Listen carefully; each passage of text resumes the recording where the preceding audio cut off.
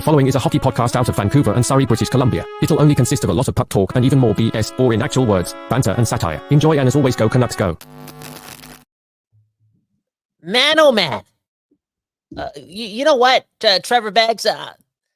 Elliot Friedman, Farhan Lalji, and Oliver Ekman-Larsson. Making me go insane.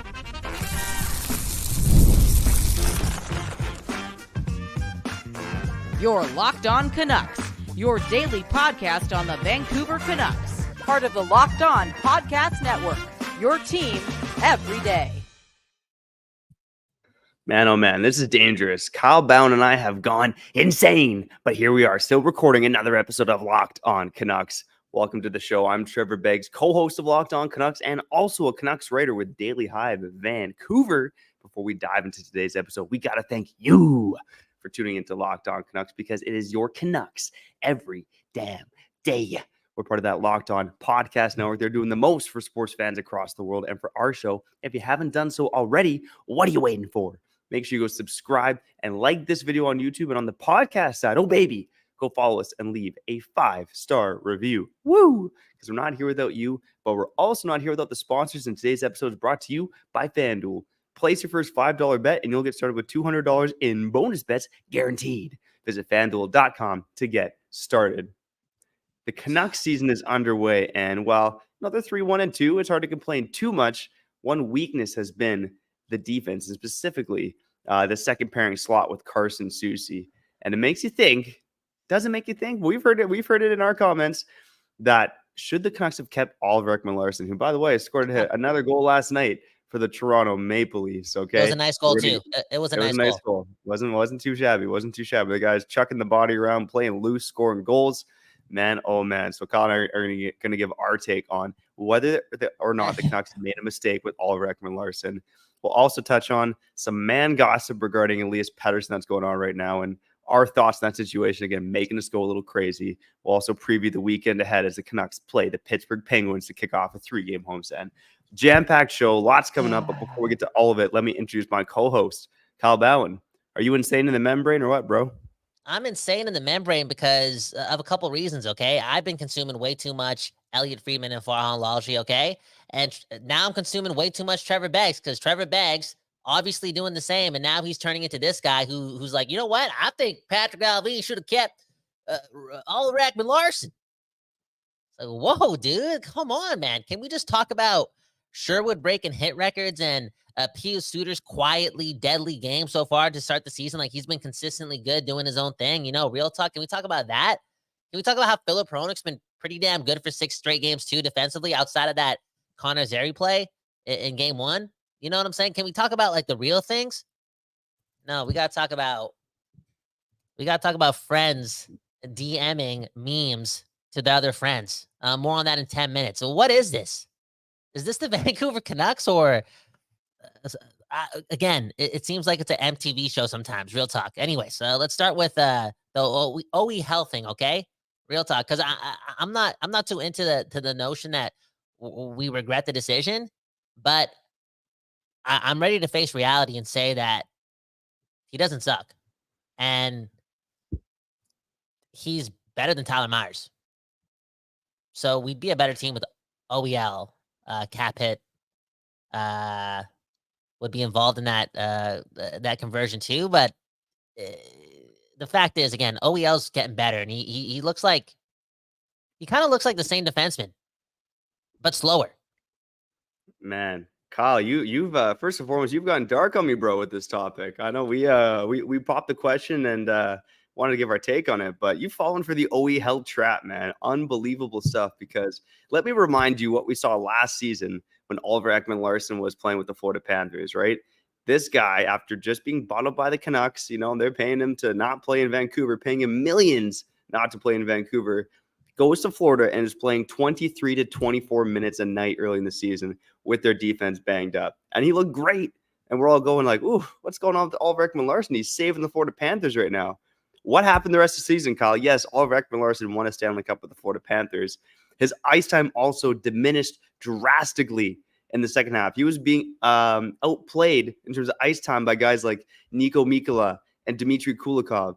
OEL averaged around 16 minutes a game in the playoffs for the Florida Panthers. He was not some big difference maker back there. He was a third pairing guy playing sheltered minutes. Now with the Toronto Maple Leafs, to start the season, we're seeing the same kind of script play out, where he is actually leading the Toronto Maple Leafs in ice time right now, okay? More than Morgan Riley, more than Chris Tanev, more than Jake McCabe. He is, in terms of ice time, their number one defenseman right now. But we are also, at the Leafs are at least, 8 games into the season, okay? There is a long season to go, and my money is on Oliver Ekman-Larsson not averaging over 22 minutes a night for the rest of the season. Oliver Ekman-Larsson didn't just forget the bad parts of his game overnight. I don't think he's going to be back to some Norris level here. And that's what, that's kind of the narrative that's coming out of Toronto, right? Is that, this guy's been so good and blah, blah, blah. And what a steal. Look, Oliver Ekman-Larsson, again, I think he's a capable third pairing defenseman at this point in his career. Maybe in a pinch can step up and play bigger minutes. But I don't see Oliver Ekman-Larsson just suddenly blossoming into a top 4 defenseman at his age right now. I agree with that. And, my statement about him being better than Tyler Myers, I mean, take it for what it is. He's just a Stanley Cup champ, and you could say that, his minutes got less throughout the year, blah, blah, blah. Like, again, he's a champ, did his thing, played a role, and now he's doing good things for Toronto, which I got to give him credit for based on the fact that he chose to get paid again and play for a hockey-crazy city, okay? That is the least softest thing you could do. He just made tax-free money. I know it was only like $1 million or whatever in Florida, but he made that. He didn't pay for free from the Canucks. And he's like, you know what? Let's try this out. Let's try Vancouver times 10. Let's go to Toronto. And he's playing for Berube, and he's thugging it out. I'm giving him credit. And it's one of those things. Again, am I watching full Maple Leaf games? Am I watching the highlights? Do the math. I'm watching the highlights. I really am. But there's moments, in my hockey viewing throughout the week where 5 minutes here, 5 minutes there, you're watching the Leafs, and this guy just looks like he's poised. He's not panicking. And again, not losing to the pressures that is, again, playing in Toronto. Now, Toronto's what's their record? Like, they're 500, right? It's not like they're blowing steam. They're mediocre right now. And they just got blown up by the BJs and the Blues. Yeah, there you go. So again, as Trevor said, it's early, but I where I'm coming from, Trevor? Karma's not the right word, but we were dancing the day this guy got bought out. I think we use language like, this guy's done. This guy sucks. I was probably thinking those things. I don't know if I said it, but I was going down on Oliver Ekman-Larsson. I mean, I was going hard on Oliver Ekman-Larsson, okay? But, I was going hard on Oliver Ekman-Larsson. I didn't believe in him, and he's just turned himself into not just an NHLer, but a shell of his old self, and that's still a good player. Yeah, and that's the thing. Like, there's a difference between. Yeah, but I will go off on your little tangent after I say this. Like, if my eyes are correct, I feel as if he played his best hockey as a Canuck a couple months before he got bought out, right? Like, he was playing good that season. No? He started off the season good, and then injuries hit. I don't think he didn't play from like February onwards. There you right? There you go. So I remember that season. He was actually playing, like, not making mistakes, not getting beat as much, making a good play. Yeah. His Canuck career started off well, and I think here's the thing that we've seen with OEL in Vancouver and last year in Florida, and I think it's going to happen this year in Toronto as well. He usually starts off strong, and then I don't know whether it's his body, whether it's age. I'm not sure exactly what it is, but he tends to tail off later on in the season. Like, call me a cynic, but I would be shocked if this guy ends up being the stalwart top 4 defenseman for the Toronto Maple Leafs moving forward. I think, again, he's ideally a third pairing guy. And look, you're bringing a guy to Toronto that can play some power play and penalty kill and obviously has NHL experience, but he's not the same caliber of player that he was 8-9 years ago when he was scoring 20 goals a year and looking like a number 1 defenseman. He's not that guy. I don't even think he's really a top 4 guy. He's a poor man's top 4 guy at this point in his career. And the other thing, too, is the cap situation, Kyle. And you touched on it briefly. Oliver Ekman-Larsson at $7.26 million a season was never going to be that guy in Vancouver, right? Of course. And I know the big cap hit, the big penalty is going to come next year and the year after that, where you're paying him $4.7 million not to be here. Ugh. But if you look at last season, do the Canucks, and Kyle answer this to me, do the Canucks go to round 2, game 7, if they keep OEL and don't sign, Susie, Cole, Blueger, and Suter? No, you know what, bro? I think Carson Soucy at his best is better than Oliver Ekman-Larsson. That's the truth. Like, there was a stretch of games there where Carson Soucy was so consistent, so strong, so good at making a first pass. Kind of reminded me of Chris Tanev light, okay? Again, I don't know if OEL can be that good. So again, I then you throw in the Ian Cole and whatnot and the other additions, and it's not happening. It's not happening. Again, think about this. Are the Canucks going to be able to sign Brock Besser if they still have OEL? Is Philip Hronik, this guy's so assassin-like, right? Is he like not a long-term signing an 8-year deal with the Vancouver Canucks if you still have OEL? I'm just thinking about these things, right? Do we have Kiefer Sherwood if we still have OEL? I mean, Kiefer Sherwood's making what, 1.5? Again, the Canucks had to do this. We understand it. They also had to buy OEL out, not just for cap reasons, but I think for culture reasons too. Like, turn the ship over. Like, maybe in that room, again, I feel as if Quinn Hughes knows things. He sees things. He reads the game. He's such a hockey nerd.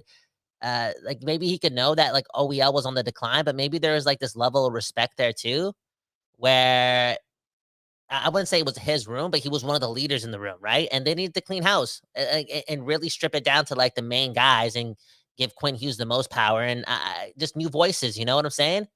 It's just the truth. And a lot of things that came into fruition around that time. And a lot of it happened because, again, of the cap hit of where he was in his career. But ultimately, the need for change was so in need.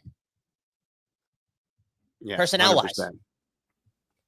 And I know, again, it's a bit of a conversation right now because Carson Soucy has struggled, and sure, Eric Branson's looked good in 2 games, but this guy was on waivers, and Derek Forbort, he's got question marks in his game too. So it is a question right now just because of the short-term returns on the Canucks defense. But at the end of the day, I have zero doubt in my mind that the Canucks absolutely made the right move by buying out Oliver Ekman-Larsson. And to toot our horn quickly, Kyle, I think we were saying at the time, this was a move that needed to happen before the Canucks bought him out. Whereas everyone else in Canucks media, I think for the most part, was saying that they're not going to buy this guy out because it's the most expensive buyout in NHL history.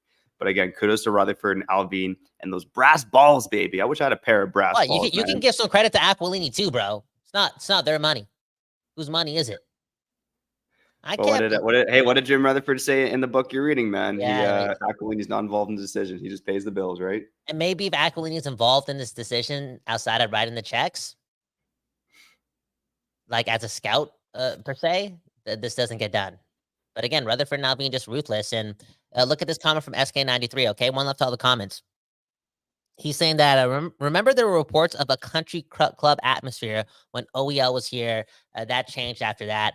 After he left, again, the Horvat thing, the OEL thing, the country club atmosphere. That's a Boudreaux thing too. I would even say that's a Travis Green thing as well. You know what I'm saying? You got to date it all back to the old regime. That's a Jim Benning thing. You know, it's a culture thing, and so many heads did change within that organization. And yeah, Tocchet, Rutherford, Alvin, they have that serious nature. They have that championship pedigree. But again, I think that the need to clean house with some of the top paid players on that in that dressing room was so important. So Horvat gets out of there, OEL gets out of there. Those guys are getting paid by the Canucks or again in that room, and it just creates like this different feeling, and it allows other gaps of leadership to be filled by JT Miller, but more importantly, Quinn Hughes. Straight up, like that. Again, when you see the clips of Quinn Hughes ignoring Vincent Desharnais because you just focus on the game, dude, that's the atmosphere that the Canucks want in that room. It's just about the game. It's just about hockey. It's just about your next shift. 100%. And obviously the Canucks have made some right moves to get to where they are in the standings. Again, this is a team that was a wildcard team at best not even 2 years ago. And here they are into the Stanley Cup contender category. And that is without Oliver Ekman-Larsson. Thank you very much. So the Canucks did not make a mistake by buying Oliver Ekman-Larsson. Did Elliot Friedman and Farhan Lalji make mistakes by continuing this man gossip about Elias Pettersson? More on that on the other side after we shout out our friends over at PrizePicks. Okay, you know the deal, baby. If you're playing daily fantasy sports, you gotta go to PrizePicks, okay? They got over 10 million members and billions of dollars in awarded winnings. And PrizePicks, they made daily fantasy sports accessible to all. you can win up to 100 times your money. What? On PrizePicks with as little as 4 correct picks. Make sure you sign up today and get $50 instantly when you play just $5. You don't even need to win to receive the $50 bonus. It's guaranteed. You got to love that no-lose scenario, especially when you're a guy like me who, I might not have the best gambling luck in the world, okay? When you're betting, again, look at Elias Pettersson, for instance, okay? Is this guy going to score his first goal of the season against the Pittsburgh Penguins on Saturday night? If you think so, make sure you make that bet on PrizePicks, all right? So make sure you go download the PrizePicks app today and use code LOCKEDONNHL to get $50 instantly after you play your first $5 lineup. PrizePicks, it's time to run your game.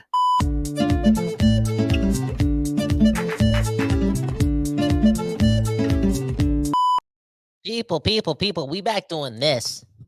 And that's talking about your Vancouver Canucks. All right. At 10:30 in the morning, aka 4:20 in the morning, Oliver Ekman-Larsson talk. And me slapping Tyler Myers in the face with that comment, metaphorically speaking. You know, I said OEL is better than Tyler Myers. And then Trevor went to the ad break, and then I closed my eyes and thought about it. Dude, Tyler Myers is cool. He's beloved in that locker room. I gotta warm up to becoming a Tyler Myers fan. I said it on the last a couple episodes ago, right? Tyler Myers is cool. I'm gonna buy his jersey for my girlfriend. Okay, real talk. And another thing Tyler Myers does outside of getting better under a talkative foot and being a good teammate is defending his teammates. And to me, that gives him the upper hand over OEL. So I take it back. Yo, Trevor, this is what I'm saying, man. Accountability, man. JT Miller to Pettersson, that's real friendship. That's brotherly love. That's tough love, okay? Why aren't you tough with me? Man? Come on, man. Make me a better person. Hey, man, I also sympathize because I don't have the brutal commute over that Oak Street Bridge to get to the studio to record. Again, shout out to the Don't Doze Art Lab, again, supplying that West Coast bias for you. But you're in Surrey and the Don't Doze Art Lab is in South Van, so it's a tough go, man. I sympathize with you there. But yeah, maybe I should be hard on you, man. Maybe I should be cross-checking you and then allegedly calling you a baby. Man, oh man, allegedly Come, what are we doing here? Okay, let's get right into it, okay? Right into it. What's going on? I get it. It's Vancouver. People love this team. People love their players. People want to know. Exactly, they want to know. And I'm not saying like Farhan or Elliott are lying about these claims, right? That, Elias Pettersson's friends send him news about him or send him what the internet's saying and send him meme. You know what I'm saying? Anytime there's anyone talking ish about Pettersson, his friends in his group chat are like, yo, look what's happening. Look what they're saying about you. Okay. Thanks for that information, Elliot. How about Farhan going on Donnie O'Dally and saying allegedly Miller called Pettersson a baby? Dude, save it for the group chat. What are we doing? Like, it's not YouTube for you guys. Aren't you guys journalists? Where's the MP3 file? The MP4 file? Who are these friends dropping these comments in Elias Pettersson's group chat? Like, all I'm saying is this is so unnecessary. This is kind of like, man, drama, whatever that means. But it's also even more unnecessary when you look at the facts. And Pettersson's been good over the last 2 games. If I wrote this in my blog, link in the bio. If a bird shit on Elias Pettersson this week, he would have had 5 points in 2 games. Oh, but I'm sorry, he only has 2 points in 2 games. All in all, he's warming up. And what are we doing? We're not talking about that. We're talking about who's in his group chat and allegedly what somebody said to Pettersson in practice. What are we doing? If Pettersson sucked over the last 2 games, then maybe, just maybe I would understand this pent-up anger and like this frustration because it's sports and Vancouver cares. But yo, use your eyes. Lay off of him a bit. And you know why we need to lay off of him just a bit more? Because we're all saying it. I feel like you said it. I've said it. I feel like all these voices have been saying it too, talking about Pettersson is, he may be going through something. He may go through some confidence issues. It's all between the ears. Okay, great. If you believe what you say, then maybe it's not the right time to use allegedly and talking about his group chat after he had 2 good games in a row. And I looked at his numbers, right? I feel like Pettersson's had 7 to 8 good periods in a row. And then I look at the fact that this guy has like 12 points in his last 30 games or whatever, right? And it leads me to believe this. Yo, when was the last time Pettersson had 8 good periods in a row? It's been a while. He's warming up. Lay off of him. It's all like, bring the facts, bring some real shit instead of bringing allegedly. And, his group chat is, what are we doing, Trevor? Leave it for YouTube, not Donnie and Dally and, you know what I'm saying? And like 30 Sportsnet. Dude, that's not nice. Yeah, and here's the thing, right? It's the fans get caught up in the gossip, and understandably so, right? It's part of the world we live in, and there's definitely a lot of loose lips around the NHL. But that being said, the guys at the top of their game, like Elliot Friedman and Farhan Lalji, they don't need to put this man gossip out into the atmosphere, right? Pettersson allegedly is getting information from his teammates. They're showing him social media stuff. I know friends, not teammates, but and Farhan Lalji with the allegedly Miller calling a baby, like how do you know that? How do you know that? And if it's true, who cares? Let it stay on the ice. Let these guys figure it out together. If it's true, where's the MP4? Like we all, where's the file? Where's the clip? Like I think at this point in Pettersson's climb back in getting his confidence back, again, one of our neighbors, straight up, the blue and green, doing the most, right? Makes our jobs a lot easier, whatever these jobs are. You know what I'm saying? He's played 2 good games in a row. Give him the benefit of the doubt, especially if you don't have like the MP4 file or the because when you say allegedly a baby, where are you getting that information from? Twitter? Pettersson's friend had it in the group chat. What are we doing, dude? What are we doing? Yeah. Bro? Okay. Here's the thing. Like, teammates fight at practice, and here's my take on it. Because it's Miller and Pettersson, and they've been teammates for a long time, I don't think it's like a non-issue at all. I think there might be something there in terms of maybe some animosity. But again, that's more so hearsay. I think the other bigger point of it is, again, teammates fight at practice. It happens. And look, JT Miller, especially, is a fiery guy. Look, remember last season when JT Miller, season before, JT Miller and Luke Shen were fighting and jawing with each other on the ice. Mm-hmm. And they were all asked about it after the game, and they're like, guys, it's all good. Look, I think there's as much noise as there's around this right now because Pettersson isn't at the superstar level. But like you said, Kyle, I truly believe he's warming up as well. Mm-hmm. And again, I truly think that we're going to get to a point, maybe it's a month, 2 months, 4 months down the road, where we're going like, this is silly that we were all worried about Elias Pettersson because the guy's tearing it up. And again, until that happens, there's going to be noise about it. But the main message is to the journalists, to the so-called journalists out there who are spewing this crap out on their airwaves, knowing that they have a big following. Shut your pie holes, man. Come on. Dude, just leave Pettersson alone. Again, especially if he's actually going through something. Like, it's 11.6, all this jazz, blah, blah, blah. We've all talked our shit. Okay, so sorry for swearing 3 times on the segment, but it's based on the play, right? And again, over his last 2 games, he could have had like 5 points, bro. All you have to do is watch the film. Oh, but real great players who get paid that much would have gotten 5 points. And the bar can't be that low, bro. It's hockey. It's a fine line. At least we saw those things in back-to-back games. And yes, against 2 of the worst teams in the league. But hey, I'm gonna lean into recency bias with, again, one of our neighbors, one of the guys in blue and green. One of the reasons why JT Miller is a Canuck. Okay, Elias Pettersson, bro. For the 89% of his career, he's been that guy for us. So maybe you and I sound like hypocrites. Maybe you can go back in past episodes and hear us talk a little bit down with some anger about Pettersson. But realistically speaking, after the last 2 games, we haven't. It's been, for the most part, positive. And it's because, like, dude, he's warming up. He's warming up. That being said, I did say something about Pettersson yesterday when we talked about the whole Brady Tkachuk thing with Ross. Go check that episode out. And I think that I'll stand by this, though. I think the next phase of like Pettersson's career as he gets older, like what is he, 25 years old, bro? What were you doing when you're 25? What was I doing? 25 is different, bro. But it's like being able to just embrace the chaos a bit. That being said, I think it's harder to embrace the chaos when it's hard to take the chaos seriously, right? You can't lean into it when it's a joke. And these last 2 statements, man, or like these quotes coming from Freeman and Law.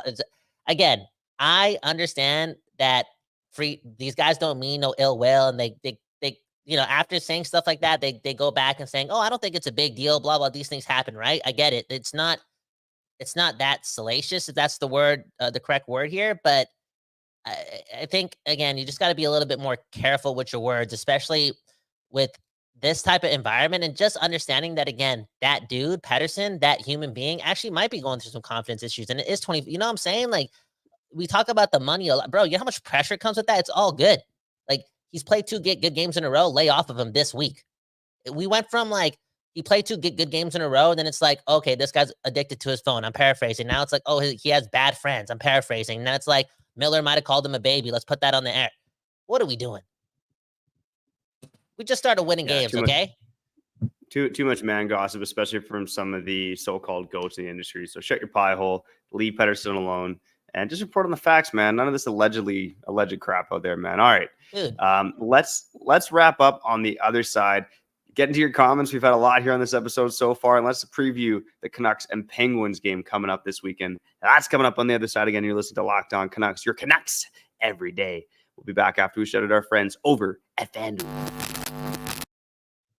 All right, NFL fans, NHL fans, MLB fans, with the World Series starting tonight, whatever you're betting on, make sure you go to FanDuel and aim for a big return, because FanDuel, they are America's #1 sportsbook.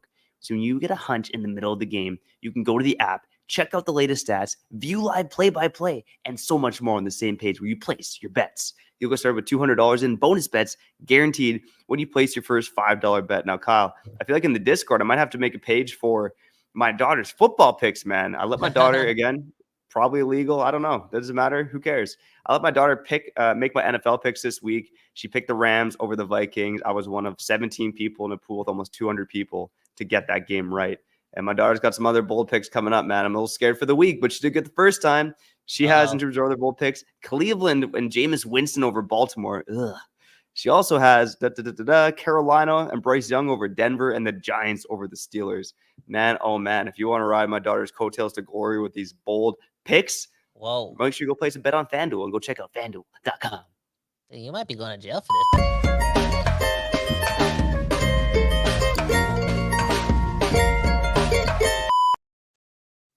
How's it going, everybody? I'm still feeling a little heaty after that, man. I need some water. I need to hang out with my girlfriend. I need to hold her hand. Anyways, Kyle Bound, Trevor Beggs, doing our thing over here on Locked On Canucks. If you're enjoying this episode, hit the like button, subscribe to the show.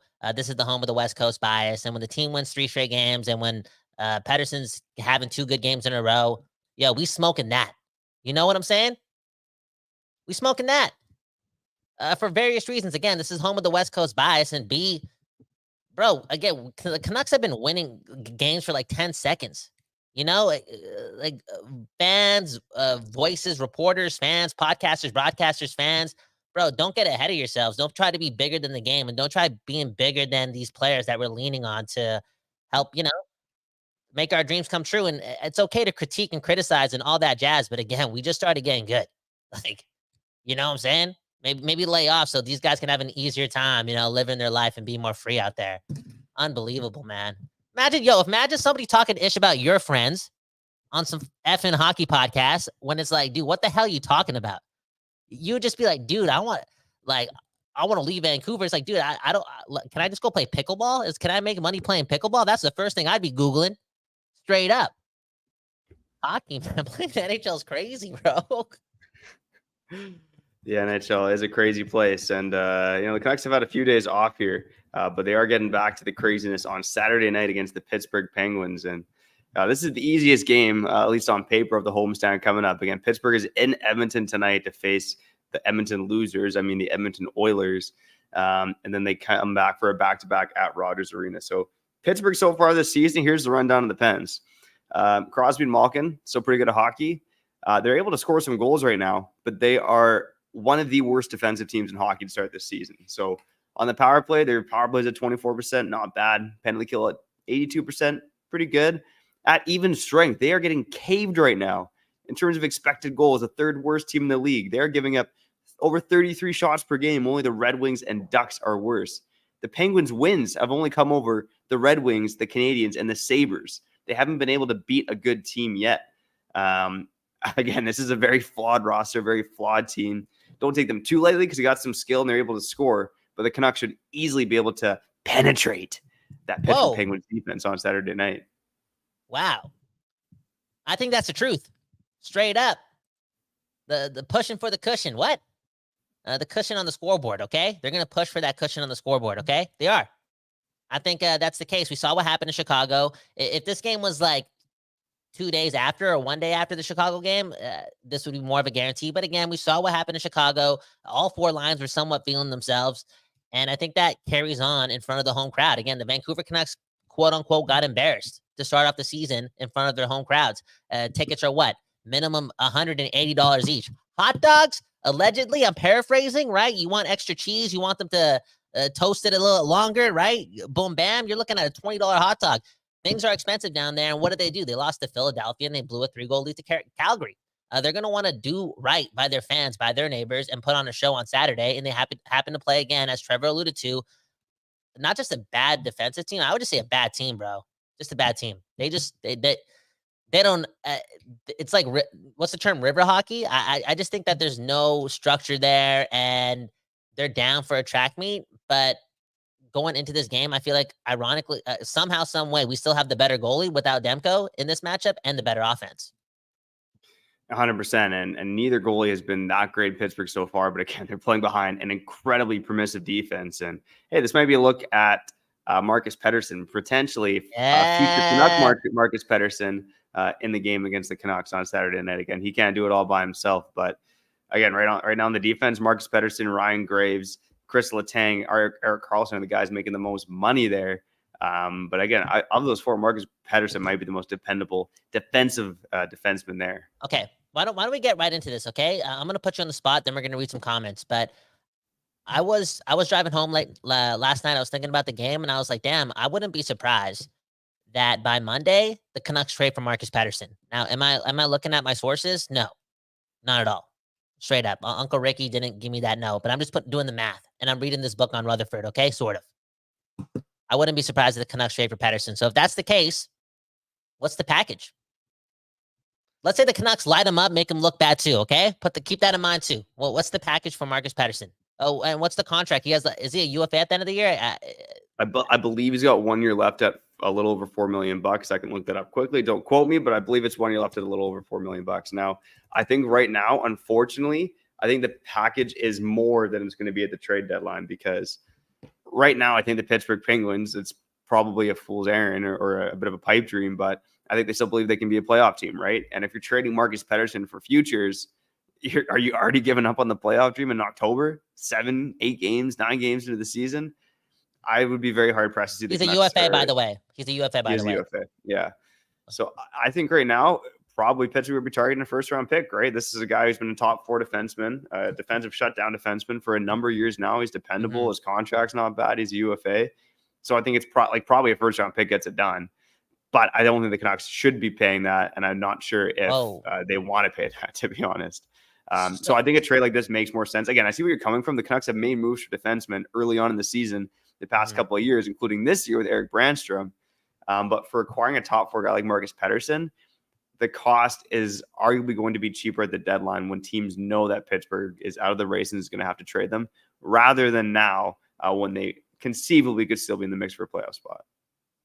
I hear you. And Crosby would just be choked. Like, if they traded Pettersson this weekend to the Vancouver Canucks, Crosby would just stay in Vancouver and say, I ain't doing this, man. I ain't doing this. I just signed for 8.7. Okay, that makes sense. That's why Trevor's here, man. That makes way more sense. Okay.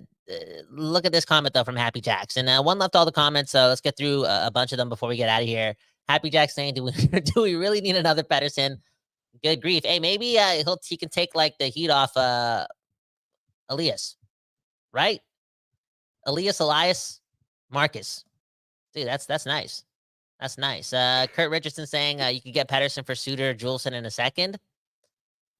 Honestly, I was like, what are you talking about? Then I'm like, okay, well, maybe Crosby still wants to win. Suter makes them a bit better. Juleson's a bit of a I don't know about that, but maybe it would be more of a hockey trade. But all in all, after Trevor just talked about Pittsburgh's need to, compete a bit longer than October, Pettersson's not coming to Vancouver anytime soon.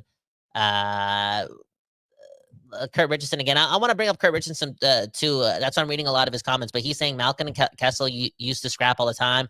They won cups. Cups fix everything. Yes, winning fixes everything. Speaking of which, if you guys know of a place in the Lower Mainland that's renting a place to live for like $800 or less, join the Discord. Okay, more information on why we need to know that information. Straight up, it's some serious talk. You have any comments you want to read, Trevor? Yeah, let's get to some here. I did have a couple there. Let's get to this one from SK93. This is a out there one. He's saying, take a swing for Bowen Byram. He seems unhappy in Buffalo, and they have 3 left shot defensemen already. Now, I like it. For acquiring a guy like Byram, it's like, what are you going to give up? I mean, the Buffalo Sabres gave up Casey Middlestat. There's so much turnover there in Buffalo. I don't think they want futures. They got enough futures to last them a long time. they need players to help them now. So I'm not sure if there's a player on the Canucks, unless they just decide like stylistically they prefer like a Susie over a Byram or something like that. But again, I'm having trouble seeing the fit for Byram in Vancouver, especially if Eric Branson continues to play on this team now. Whoa. I think that's probably a bit of noise, but again, I think Bowen Byram is probably a third pairing guy at this point until he proves otherwise. Are you going to pay a premium for a guy who's going to play any third pair? I mean, I like Bowen Byram, BC Bud. We love the BC Buds, but again, I'm a little bit skeptical of the fit and the cost for Bowen Byram. Damn. Because, you would still think that type of deal would still cost you like a first, or like, to be honest, like a Niels Höglander. Except because, let's say his value didn't go down from last year. Like, Höglander's not even getting that done. It'd have to be like a first, wouldn't it? And like, if they want to win now, then maybe you have to throw in like one of your defensemen that you're playing right now. It's a lot of things, man. It's a lot of things. Just man, oh man. The Vancouver Canucks. Why does it feel like we've already played 26 games this season? Doesn't it feel like that? And bro, we talk about these trades and whatnot. Do the math. Look at Rutherford's past. These guys are being proactive. They know it's a problem right now. Brandstrom's making them a better team. They look at that as a positive, but also a negative. Again, they're working the lines, and a trade is happening soon. And SK93, he brings up the name Bowen Byram. Ironically, that's exactly the type of player I feel like the Canucks might bring in, considering it's out of left field. And I think those two are working in that way. Now, Zadorov and Lindholm were on the market last year, and we got those guys, but the Lindholm thing kind of came out of nowhere. That aspect of it was from left field. I just am curious to see what names are involved in this hockey nerd / hockey motion that Rutherford and Alvin are in right now. Like, these guys are fluid, working the lines, and their brains are going. And who's that guy coming to Vancouver? I don't know. Who knows, man? Who knows? But I know that we're going to keep bringing the positivity here on Locked On Canucks. Last comment to Callum. What are you guys doing for the game tomorrow? I'm doing the post game for Daily Hive, so go check that out on Daily Hive, their offside page. Kyle, what about you, man? What are you doing for the game tomorrow? Man, oh man, what am I doing for the game tomorrow? Okay, I'm definitely doing a post game show. Where am I watching it though? I don't know. I have no idea, man. Honestly, I'm gonna be not praying for Pettersson to score like 3 goals, but I'm just gonna put some positive energy out there the whole day. Again, we've won 3 straight games. Pettersson's been good for 2 straight games. Now he's had all this stuff thrown at him, and I'm feeling for him. I don't know why, dude. I'm feeling more apathetic than ever. Maybe because I'm reading a book on how to learn to love, and I'm also reading a book finished a book on Nazem Kadri, and I'm like, dude, come on, what are we doing here? What are we doing here? One thing that I read in the Kadri book that made me think a lot about whatever the F we're doing. Again, Locked On Canucks, we're just fans talking shit, but Kadri, man, he alluded to the fact how like 0.01% of the things the media says about the team and their inner workings are completely wrong. And you can kind of see that based on the wedding parties, the receptions, there's a lot of brotherhood in that room. And sometimes it's like, how are we just man gossiping like this? Like, just talk about the damn games, especially if recently they've been better than they were before. Anyways, Kyle Bound, Trevor Beggs, hit the links in the bio. Beggsy, take it away.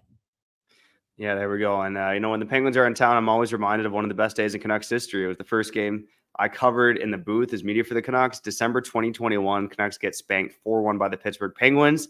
Ends up being Jim Benning's last day on the job. Man, oh man, that was one of the best days in Canucks history, man. There we go.